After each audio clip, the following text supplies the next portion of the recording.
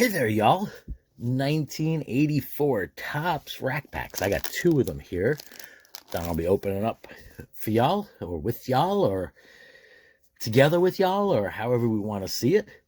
Lots of great cards possible in these packs. Of course, the highlight is the Don Mattingly rookie. Now, the Don Mattingly rookie, if you do find one, PSA 10. It's somewhere around $1,000. Lower than that, of course, it's going to be lower. Even in raw condition, it's a few bucks, so that's not bad. Believe it or not, the second highest PSA 10 valued card is Charlie Puleo. I mean, it's a tough card to find in PSA 10. Centering is always an issue. And centering, just like a lot of cards from, I'd say, now, as well as years ago, centering is definitely an issue. Once you go back to the 70s or 60s, it could be even worse. In the 80s, a lot of the cards, we didn't really think much about the centering when we were collecting. Sure, we were looking for mint cards. When I was a teenager, late teenager, we wanted our cards to be pristine mint because, of course, there was possible resale at local card shops or anything like that. Card shows. You wanted to have it crisp. You wanted to have sharp corners. You want to have perfect edges. We didn't really consider much about centering. Nowadays, everything is about corners, edges, and centering. So the difference between a PSA 10 that might be $1,000 and a PSA 8 that's worth like $10, if not less, sometimes is just all about the centering. So that's something that's got to be watched out for.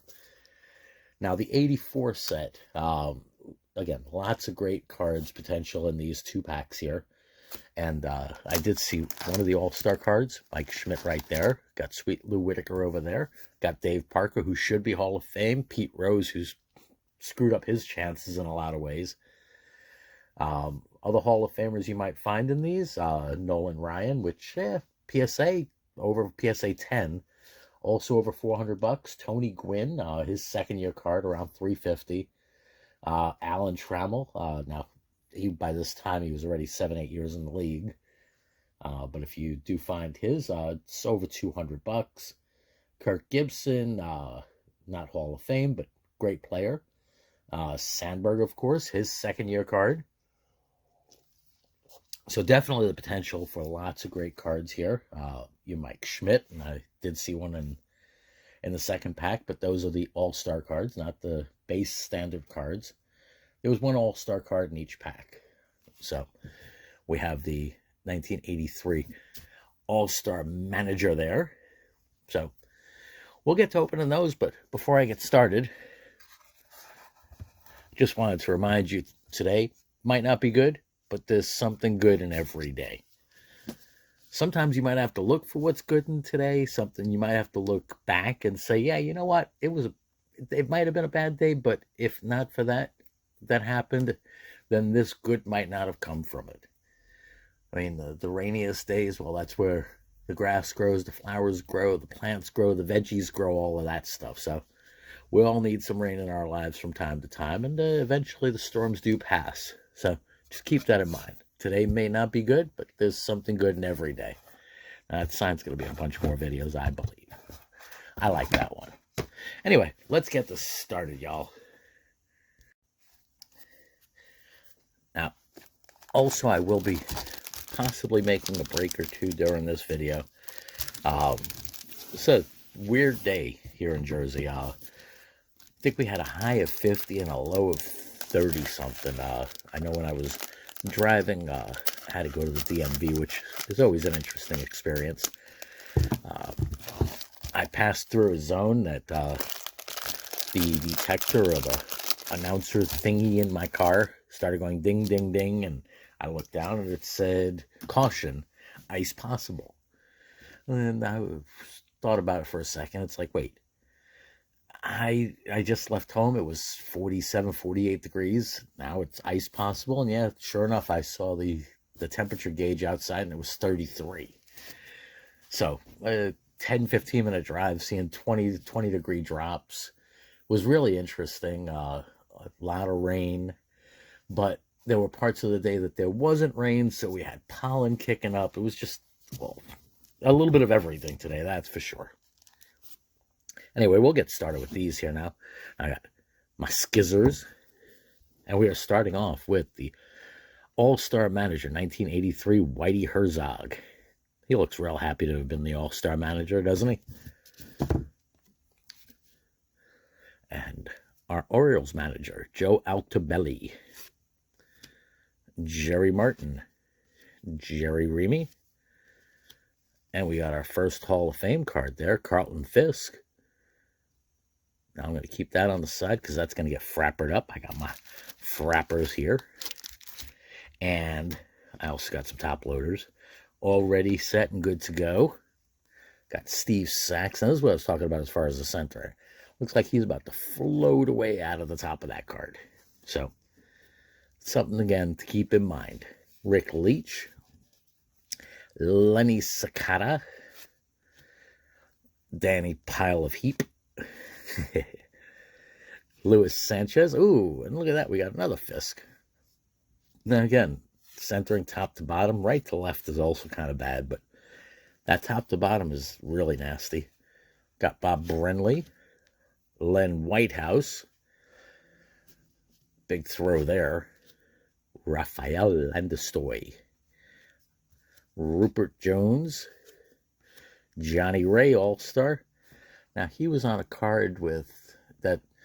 They took a picture of him instead of Barry Bonds on, if I'm not mistaken, one of Barry Bonds' rookie cards. Maybe it was a second-year card where it was kind of a mix-up. The photographers, the card makers, and all of that, then they didn't care all that much about anything quality control. Got Ernie Whitt, the cool Whit guy. Jeff Lottie Dottie. And Mike Brown. Check out those shades. Got those serious 80s shades there. Look like Wayfarers. How are you going to see anything? Are you blind? Is that a walking stick? Maybe. No, I'm not making fun of blind people. I'm making fun of him, okay? Oh, don't take that the wrong way. All right, so I got my frappers out of the package now. And we'll get those two up on the new Wall of Fame.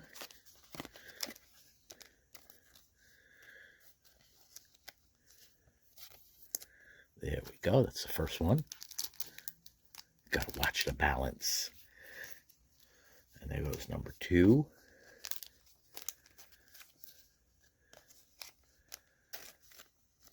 That's who number 2 works for.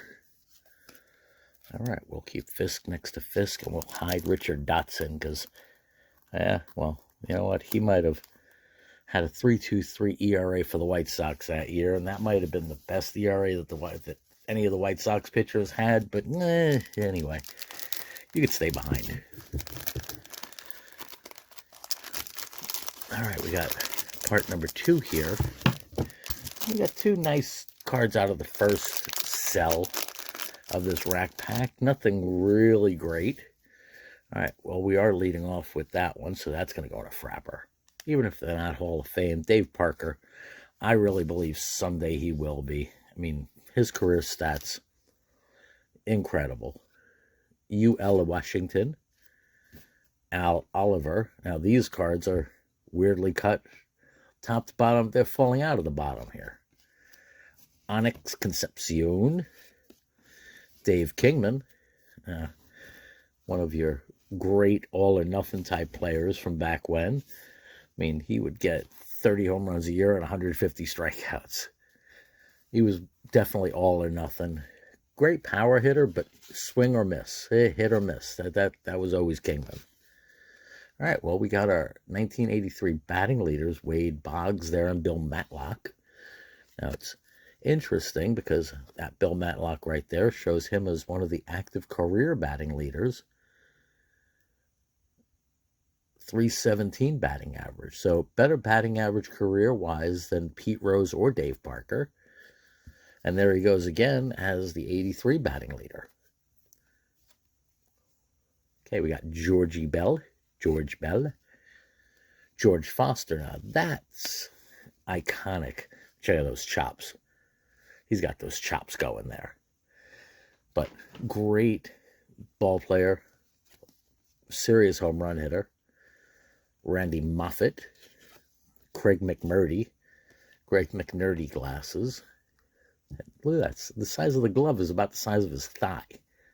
So either he's kind of small, he's got little legs, or that's one huge glove. You can catch 54 baseballs in there. Got Andy Van Slyke. Bobby Cox. Even happy, he looked grumpy. All right, we got our leading firemen. Quisenberry and Al Holland. He's another one that someday I believe he's going to be in the Hall of Fame. They're going to start showing respect to his career. Jorge Orta. Georgie Orta. Eric Shaw.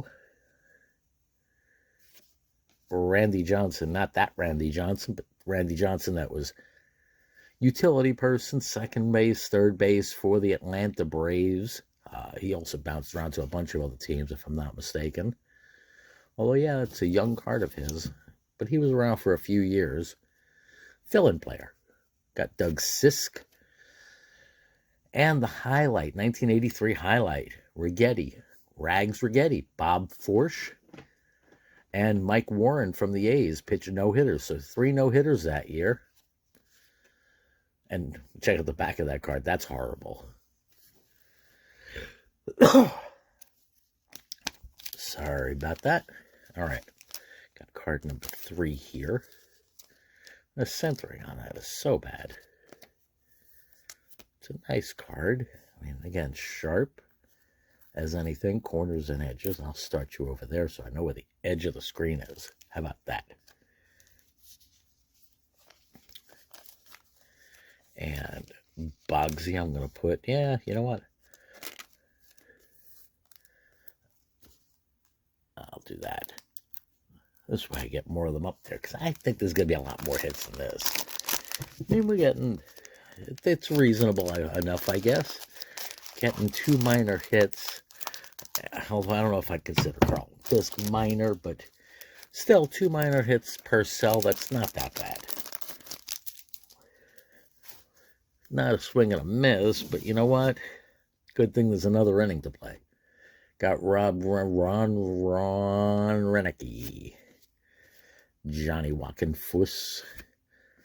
Now, what kind of... It's funny, because he's a catcher, but no mask on. Maybe he should have kept it. Okay, Tommy Herr. Hello, Herr. All right. That's interesting. We got another Bogsy here.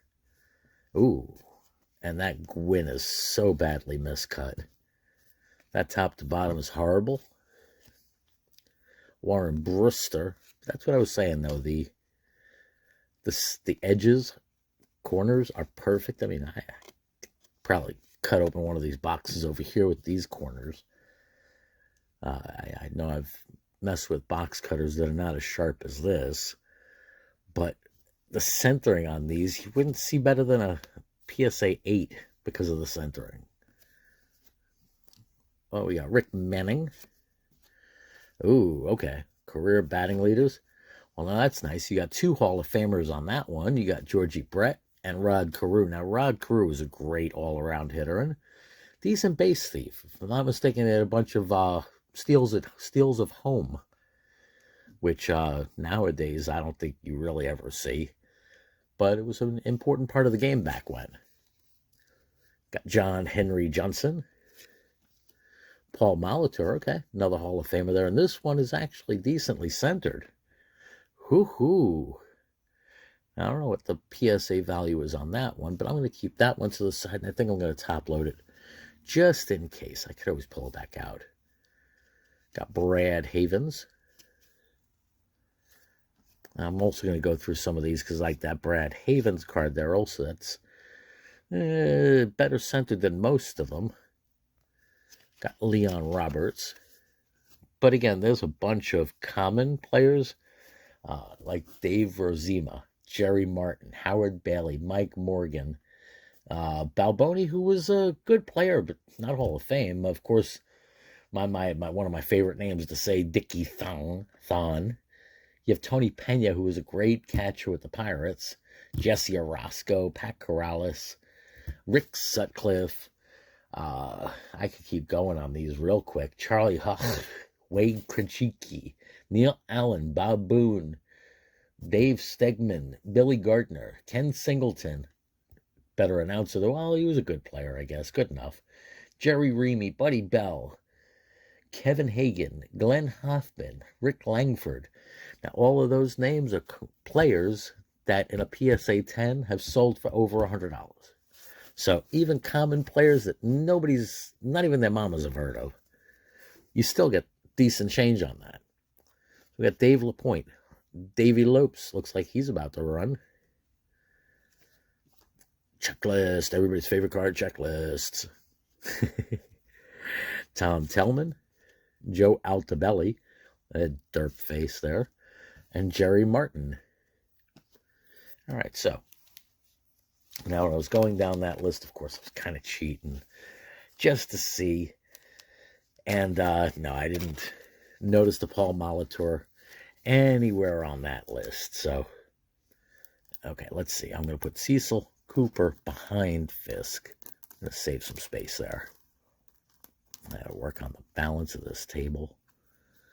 My new area. Hope y'all like a little bit of a different display. I'm starting to get back into my garage here, reclaim the space.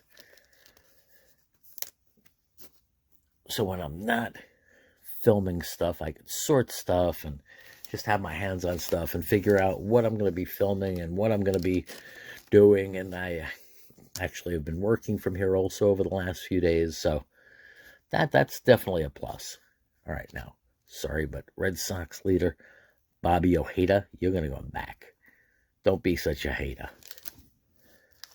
All right, we got Paul Molitor. Again, that nicely centered card. Now, I did not see that card anywhere in that list of over 100 that I just went through. I could search, but you know what? I'm going to do that a bit later because to me, that's the first Hall of Famer that we found in these packs that could possibly be a 10. I mean, top to bottom is nice. Right to left is definitely nice.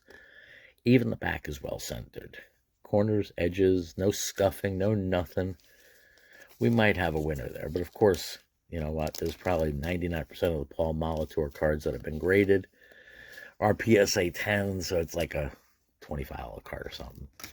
Anyway, I'll keep you posted on it. I have a stack that has to go out for grading. Several hundred cards that have to go out for grading. All of which I've pulled on this channel, different videos over the last 7 or 8 months that I've been doing this. So, and also some cards that I have from back when that I pulled back out from the inner recesses of my garage here. That definitely, I believe, should be graded. And when I do get set up to send things out for grading, no matter what company it is, I'm going to do a video just before and after, where I make guesses on what the grades I think are going to be and what company they're going to. And then when they come back, we'll see how well I did. I mean, you never know. Got Mike Schmidt, All-Star. Ron Oyster, bad centering. You go in the pile. Chuck Porter, got another checklist. Tom Tellman. Tellman. I don't know how or where he's pitching to, but I really hope that's a spring training game because that just looks really odd. Got Ken Forsch, Bob Forsch's brother, mentioned him before. Dave Rozema, Steve Lubrick. All right, we got another one of those White Sox batting and pitching leaders cards. And again, badly centered, but you're still going to go in a frapper. Got a Hall of Famer on there. You'll go in one of the Hall of Fame packs. The other one might go in a team pack. Make sure you check out my eBay store. You'll see exactly what I'm talking about as far as team packs. I do baseball, football, hockey. I'll be getting started on basketball because I've been doing a lot of basketball rips lately. Whatever your favorite team is, I make packs of them and you can buy them on the bay. So, got Rick Lysander, Bob Brenly. Okay, now there we go. Bob Boone, that's one of the ones that I mentioned. And this is not a winner. Centering on that is horrible. Okay, Quisenberry All-Star. Nice card, but completely off-center. Bobby Brown, not that singer that was real naughty, but the batter Bobby Brown. Alex Trevino, looks like he caught it, unless that's an egg in his glove. Did somebody in the stand throw him an egg during spring training games? Could be. Got Rick Leach, looking all worried down there. Roy Lee Jackson, and Rick Honeycutt. All right, so we got two more frappers there.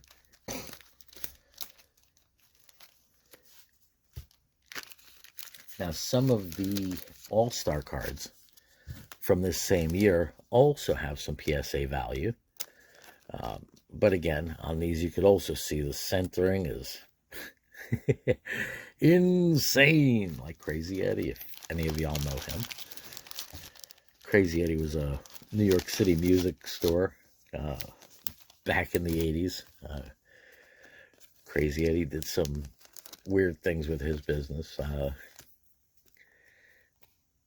that maybe we'll discuss in another time, but it was a great record shop, music store, all of that. There was one right around the corner from where I was working in 1985, 86, 85, 86, right around that time in Manhattan.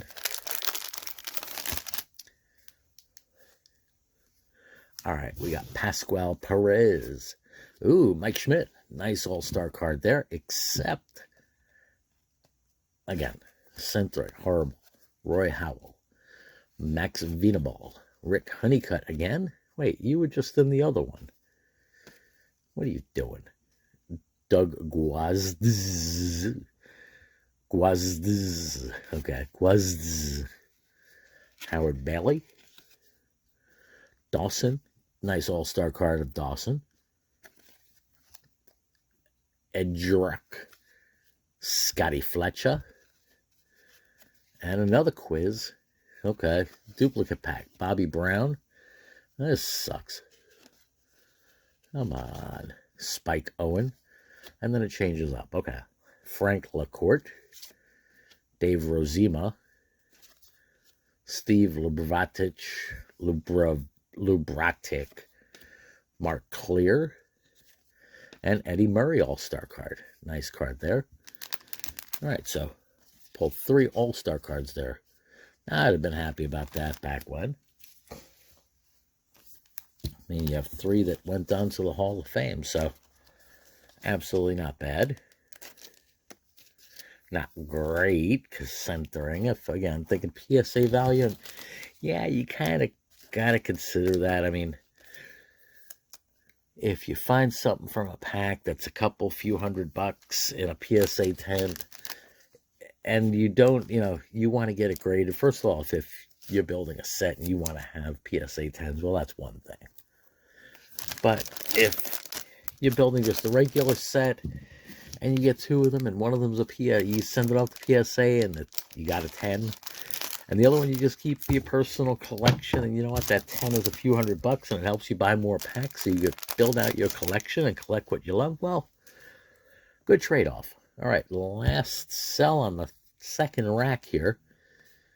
Lou Whitaker, no real big hits. Lonnie Smith, Jeff Reardon, Steve McCaddy, Jesse Orozco, Charlie Moore, Fergie Jenkins, Rock Reigns, all right. Horribly centered again. I'll put you up on top. Dave Hostetler, Dale Murray, Rusty Staub, classic Mets player, Dave Collins, Gary Templeton, Tim Conroy, my boy Conroy. Oh no, that's Elroy. Doug DeCinces, the Angels. He was great with the Orioles. I remember him with the Orioles. Dave Stapleton, Steve Yeager, and Oscar Gamble. Not the right Yankee. Anyway, so let's get the rocking. a frapper there. Only a frapper, because your centering is a mess. Yeah, these are probably going to end up going into Hall of Fame boxes. I should say, into Hall of Fame packs. I mean, they are Hall of Famers, that's for sure. All right. So all in all, pretty fun rip. I mean, definitely throwback year for me. Might be before your time, might be after your time, but it was definitely one of those times. I think in my mind, the Molitor was probably the best hit just as far as centering, but there were a bunch of other great hits. I mean, if you don't consider centering, if you don't consider like that PSA 10, I mean, finding a Mike Schmidt, Andre Dawson, Tony Gwynn's second year card, awesome finds. So I definitely enjoyed this. I hope y'all did too. And just want to take a second and say I appreciate all subscribers, thumbs up, all of that stuff. Comments, absolutely. Make sure you leave a comment down below. I try to answer back as much as I possibly can. Work's been busy, so work is busy, day job work. It gets a little bit tough answering everything all the time. Anyway, y'all take care. Stay well. Stay blessed. Bunkle out.